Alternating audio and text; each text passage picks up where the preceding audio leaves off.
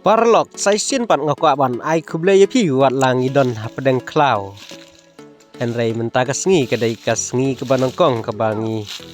wan bansa shalom namar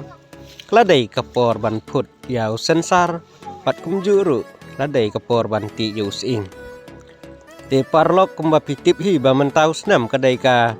senam ka bakham kerpang kedai ruka senam jong ka jingkemen ya kinong rep.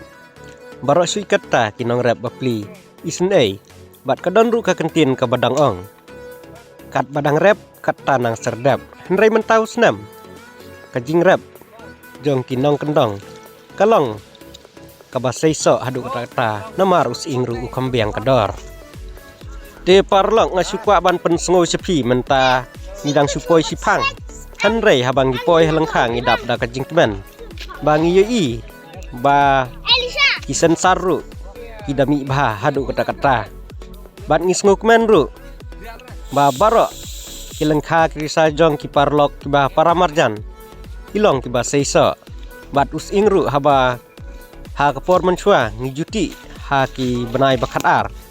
Henry ki sela jong ki bun baki laja Henry mentau senam habangi pej ya us ing watla kadai hadu mentau benai Henry ki sela kidang don kamut ba us ing udai bobha te parlok aling ni pej ya ini ki sensar kiba ngilatung ini ki sensar kedai kiba dang tung tang mentau senam Henry pila ban pej ya kajingmi jong u kalong kabada itenat sya hadu kata-kata ban ngikermen ru ba kini ki sensar kindang yai bha na uwe usnem sya uwe usnem knang ba barok ki parlok nong rep kin light na kajing kerdu bat na kajing kordit bat ban light ru na kata kekentin ka baong kat nang rep nang serdap tu parlok ini pek niat bat ngin sya bang ini pek ya kini kijing rep jing riang.